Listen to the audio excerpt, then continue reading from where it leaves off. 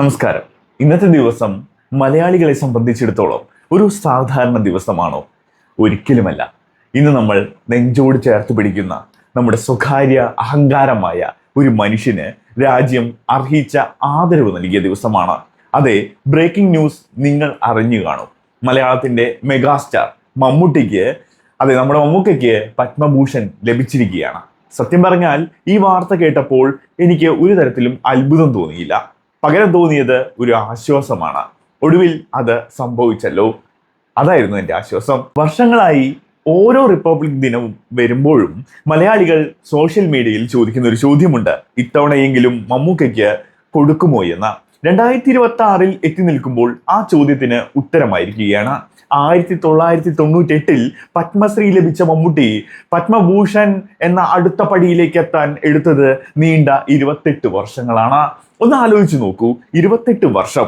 ഇതിനിടയിൽ മലയാള സിനിമ മാറി, സാങ്കേതിക വിദ്യ മാറി, തലമുറകളും മാറി.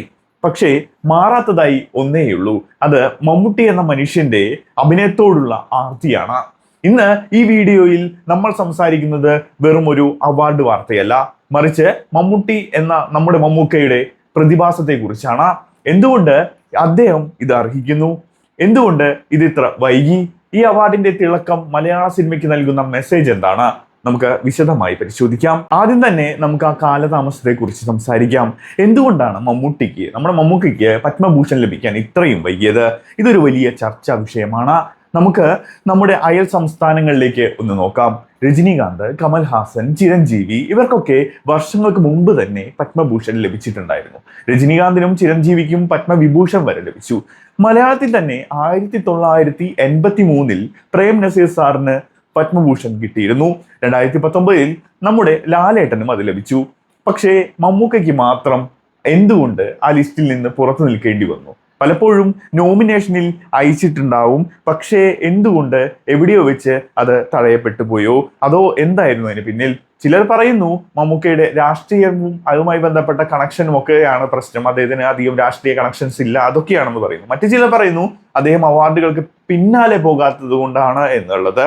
എന്തായാലും ഈ വൈകിയ വേളയിലും ഇത് കിട്ടുമ്പോൾ അതിനൊരു പ്രത്യേക മധുരമുണ്ട്. കാരണം ഇത് അദ്ദേഹത്തിന്റെ സെക്കൻഡ് ഇന്നിങ്സിനുള്ള അംഗീകാരമാണ്. തന്റെ 70കളിലും അദ്ദേഹം നടത്തുന്ന ഒരു കുതിപ്പുണ്ടല്ലോ, അതിനു മുമ്പിൽ ജൂറിക്ക് പോലും കണ്ണടയ്ക്കാൻ കഴിഞ്ഞില്ല എന്നതാണ് സത്യം. ഈ 28 വർഷം അദ്ദേഹം വെറുതെ ഇരിക്കുകയായിരുന്നില്ല. 3 ദേശീയ അവാർഡുകൾ, 8ഓളം സംസ്ഥാന അവാർഡുകൾ, അങ്ങനെ തന്റെ ഷോക്കേസ് നിറയ്ക്കുകയായിരുന്നു അദ്ദേഹം. ഇനി നമുക്ക് കുറച്ച് സീരിയസ് ആയ കാര്യത്തിലേക്ക് തന്നെ കടക്കേണ്ടതുണ്ട്. എന്താണ് പത്മഭൂഷൺ ലഭിക്കാനുള്ള മാനദണ്ഡം? ഗവൺമെന്റ് വെബ്സൈറ്റുകൾ പറയുന്നത് കൃത്യമായിട്ട് ഒരു ക്രൈറ്റീരിയ ഉണ്ടെന്ന് തന്നെയാണ്. അതായത് വെറുതെ കുറെ സിനിമകൾ അഭിനയിച്ചാൽ മാത്രം പോരാ, ആ മേഖലയിൽ ഉന്നതമായ സംഭാവനകൾ നൽകണം.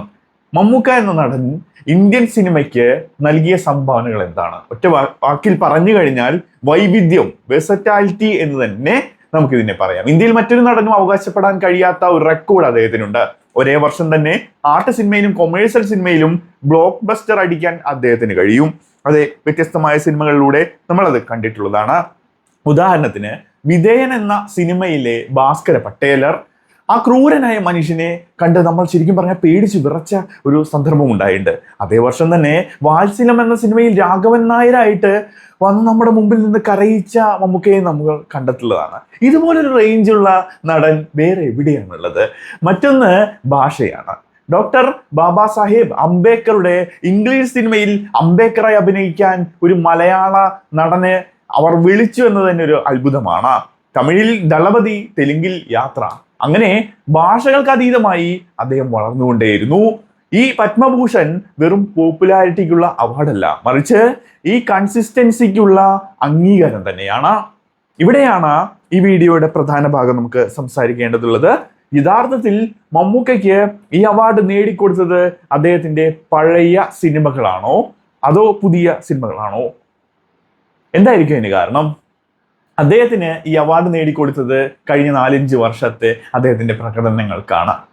നമ്മൾക്ക് സാധാരണ കാണാറുണ്ട്, സൂപ്പർ സ്റ്റാറുകൾക്ക് പ്രായമാകുമ്പോൾ അവർ സേഫ് സോണിൽ മാത്രം കാര്യങ്ങളൊക്കെ മുന്നോട്ട് കൊണ്ടുപോകാറുണ്ട്. ഒരേ തരം മസാല സിനിമകൾ ചെയ്യും, അല്ലെങ്കിൽ ആ ഒരു ടൈപ്പ് സിനിമകളായിരിക്കും കൂടുതൽ ചെയ്യുക. പക്ഷേ മമ്മൂക്കയ്ക്ക് എന്താണ് സംഭവിച്ചത്? അദ്ദേഹം തന്നെ അത് പൊളിച്ചെഴുതുന്ന രീതിയാണ് കണ്ടത്. നൻപകൽ നേരത്ത് മയക്കം, ജെയിംസായും സുന്ദരമായും അദ്ദേഹം മാറിയ ആ മനോഹരമായ നിമിഷം, ഉച്ചയുറക്കത്തിൽ നിന്ന് എഴുന്നേറ്റ് വേറൊരു മനുഷ്യനായി മാറുന്ന ആ അഭിനയ പ്രതിഭാസം, അത് വേറൊരു ലെവല് തന്നെയായിരുന്നു. ഇനി ഭ്രമയുഗം നോക്കിക്കഴിഞ്ഞാൽ അടുത്ത കാലത്ത് ഇറങ്ങിയ ഈ സിനിമ ബ്ലാക്ക് ആൻഡ് വൈറ്റിൽ പല്ലില്ലാത്ത വികൃതമായ രൂപം വരെ എടുത്ത് കൊടുമൺ പോറ്റിയായി അവതരിപ്പിക്കാൻ തന്റെ ഇമേജ് പോലും നോക്കാതെ അദ്ദേഹം തയ്യാറായി. കാതലിനെ കുറിച്ച് നോക്കിയാൽ ഒരു സൂപ്പർ സ്റ്റാർ ഒരിക്കലും തൊടാൻ മടിക്കുന്ന വിഷയമായിരിക്കും അത്. സ്വവർഗാനുരാഗിയായ മാത്യു ദേവസിയായി അഭിനയിക്കാൻ അദ്ദേഹം കാണിച്ച ധൈര്യം, ഈ സിനിമകളാണ് കേന്ദ്ര സർക്കാരിനെയും ജൂറിയെയും ചിന്തിപ്പിച്ചത്. ഇയാളൊരു അത്ഭുതമാണ്.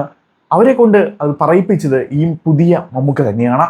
പത്മഭൂഷൺ ജൂറി നോക്കുന്നത് ലൈഫ് ടൈം അച്ചീവ്മെന്റ് മാത്രമല്ല, കറന്റ് റിലവൻസ് കൂടി, നിലവിലെ പ്രസക്തി കൂടിയാണ്. അതിൽ മമ്മൂക്കയ്ക്ക് 100-ൽ 100 മാർക്ക് തന്നെ നേടി. ഈ അവാർഡ് മമ്മൂട്ടിക്ക് കിട്ടുമ്പോൾ അത് മലയാള സിനിമയ്ക്ക് നൽകുന്ന ഒരു ബൂസ്റ്റ് ഉണ്ട്. ഇന്ന് ഇന്ത്യൻ സിനിമ ഉറ്റുനോക്കുന്നത് മോളിവുഡിലേക്കാണ്. ഷാരൂഖ് ഖാനും രജനീകാന്തും ഒക്കെ മമ്മൂക്കയെ നോക്കി പഠിക്കുകയാണെന്ന് പറഞ്ഞാൽ അതിശയോക്തിയില്ല എന്നതാണ് യാഥാർത്ഥ്യം. എങ്ങനെയാണ് 74-ാം വയസ്സിലും ഇത്രയും അപ്ഡേറ്റഡ് ആകുന്നത് എന്ന് അവർ ശരിക്കും അത്ഭുതപ്പെട്ടിട്ടുണ്ടായിരിക്കും. ശരിക്കും നമ്മുടെ മമ്മൂക്ക ഒരു അത്ഭുതമല്ലേ? എങ്ങനെയാണ് ഇങ്ങനെയൊക്കെ മാറി മാറി അഭിനയിക്കാൻ സാധിക്കുന്നത്? യൂത്ത് ഐക്കൺസ് എന്ന് പറയുന്ന ദുൽഖറോ ടൊവിനയോ ഫഹദോ അല്ല, ഇന്ന് മലയാളത്തിന്റെ യഥാർത്ഥ യൂത്ത് ഐക്കൺ നമ്മുടെ മമ്മൂക്ക തന്നെയാണ്. ആ ഫിറ്റ്നസും ആ ഡ്രസ്സിംഗ് സെൻസ്, പുതിയ ടെക്നോളജിയിലുള്ള അദ്ദേഹത്തിന്റെ അറിവ്, ഇതൊക്കെ പരിഗണിക്കുമ്പോൾ പത്മഭൂഷൺ എന്നത് ഒരു ചെറിയ അംഗീകാരം മാത്രമായിട്ടാണ് എനിക്ക് തോന്നിയിട്ടുള്ളത്.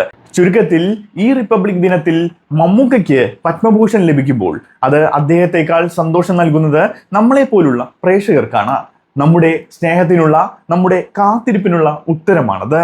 പക്ഷേ ഞാൻ നേരത്തെ പറഞ്ഞ പോലെ ഇതിവിടെ അവസാനിക്കുന്നില്ല. ഇന്ത്യൻ സിനിമയിലെ ഏറ്റവും വലിയ പുരസ്കാരമായ ദാദാ സാഹേബ് ഫാൽക്കെ അവാർഡ് അടുത്തതായി മമ്മൂക്ക എന്ന മഹാനടനെ തേടിയെത്തേണ്ടത് അതിലേക്കാണ്, അല്ലെങ്കിൽ അതാണ്. അതിനുള്ള എല്ലാ യോഗ്യതയും അദ്ദേഹത്തിനുണ്ട്. പത്മഭൂഷൺ അതിലേക്കുള്ള ഒരു ചവിട്ടുപടിയാകട്ടെ എന്ന് നമുക്ക് ആശംസിക്കാം. അവസാനമായി കണ്ട കളങ്കാവൽ എന്ന് പറയുന്ന ചിത്രം എന്നെ തീർച്ചയായിട്ടും ഒരുപാട് അത്ഭുതപ്പെടുത്തിയിട്ടുണ്ട്. ഈ മനുഷ്യൻ എങ്ങനെയാണ് ഇങ്ങനെ അഭിനയിക്കാനായിട്ട് സിംപ്ലിസിറ്റിയിലൂടെ മുന്നോട്ട് പോകാൻ സാധിക്കുന്നത്? ഒരു തരത്തിൽ നോക്കിക്കഴിഞ്ഞാൽ അദ്ദേഹത്തിന്റെ അഭിനയത്തോടുള്ള ഭ്രാന്ത് അത് നമുക്കൊരു ഭാഗത്ത് കാണാം. മറിച്ച് ഒരു സെക്കൻഡറി നടൻ, അതായത് വില്ലനായും സൈഡ് വേഷങ്ങൾ, ക്യാരക്ടർ റോളുകളൊക്കെ ചെയ്യുന്ന ഒരു താരത്തെ നായകനായി വെച്ചതിന് ശേഷം ഞാൻ ശ്രദ്ധിച്ചൊരു കാര്യം, അവസാനം സിനിമ കഴിഞ്ഞ് എഴുതി കാണിക്കുന്ന സമയത്ത് നായകന്റെ പേര് ആദ്യം വരാറുണ്ട്. അങ്ങനെ വരുന്നത് വിനായകന്റെ പേരാണ്. അതിനുശേഷമാണ് മമ്മൂക്കയുടെ പേര് വരുന്നത്. അതിന് പോലും സമ്മതിച്ച ഒരു സൂപ്പർ സ്റ്റാർ, എനിക്ക് തോന്നുന്നു ഇന്ത്യയിൽ അങ്ങനെ ഒരു സൂപ്പർ സ്റ്റാർ ഉണ്ടാവില്ല എന്നാണ് എൻ്റെ വിശ്വാസം. അപ്പൊ അങ്ങനെ നമ്മുടെ മുമ്പിൽ പലതരത്തിൽ അത്ഭുതങ്ങൾ കാണിച്ചു. അഭിനയം മാത്രമാണ് ലക്ഷ്യം, അഭിനയം മിനുക്കുക. അദ്ദേഹത്തിന്റെ ഒരു പ്രൊഡക്ഷൻ കമ്പനി വന്നപ്പോൾ ഇങ്ങേർക്ക് ഈ പൈസ മതിയായിട്ടില്ല, കുറെ പൈസ അഭിനയിച്ചുണ്ടാക്കി, ഇനിയിപ്പോ വീണ്ടും പൈസ ഉണ്ടാക്കാൻ പ്രൊഡക്ഷനിലേക്ക് ഇറങ്ങിയതാണോ, പ്രൊഡ്യൂസ് ചെയ്ത് കുറെ കാശുണ്ടാക്കാനാണോ? ഒരിക്കലുമല്ല. അദ്ദേഹം എടുത്ത സിനിമകൾ നോക്കിക്കഴിഞ്ഞാൽ നമ്മൾ ഞെട്ടിപ്പോകും. കാരണം ആ സമയത്ത് ഇറങ്ങിയിട്ടുള്ള മമ്മൂക്ക കമ്പനി പ്രൊഡ്യൂസ് ചെയ്തിട്ടുള്ള സിനിമകൾ നോക്കിക്കഴിഞ്ഞാൽ നമ്മൾ ഞെട്ടിപ്പോകും. എല്ലാം ഒന്നിനൊന്ന് കഥയ്ക്കും കാമ്പിനും പ്രാധാന്യമുള്ള, എന്നാൽ വലിയ വലിയ രീതിയിൽ കാശുണ്ടാക്കാവുന്ന ഒരു അടിച്ചുപൊളി സിനിമയൊന്നല്ല അവർ എടുക്കാറുള്ളത്. അതൊക്കെ നമുക്ക് നോക്കിയാൽ മനസ്സിലാവും മമ്മൂക്കയ്ക്ക് എത്രത്തോളം ഇതിനോട് പാഷൻ ഉണ്ട് എന്നുള്ള കാര്യം. ഈ സന്തോഷ വാർത്തയെക്കുറിച്ച് നിങ്ങളുടെ അഭിപ്രായം എന്താണ്? മമ്മൂക്കയ്ക്ക് ഏത് സിനിമയാണ് അദ്ദേഹത്തിന് പത്മഭൂഷൺ കിട്ടാൻ യഥാർത്ഥ കാരണമായതെന്ന് നിങ്ങൾക്ക് തോന്നുന്നത്? താഴെ കമന്റ് ബോക്സിൽ അത് രേഖപ്പെടുത്തുക. വീഡിയോ ഇഷ്ടമായെങ്കിൽ ഒന്ന് ലൈക്ക് ചെയ്യുക. അതുപോലെ നിങ്ങളുടെ സുഹൃത്തുക്കൾക്ക് വീഡിയോ ഒന്ന് ഷെയർ ചെയ്യുക. ചാനൽ ഒന്ന് സബ്സ്ക്രൈബ് ചെയ്ത് ബെൽ ബട്ടൺ കൂടി എനേബിൾ ചെയ്യുക. മറ്റൊരു വീഡിയോയുമായി നമുക്ക് വീണ്ടും കാണാം.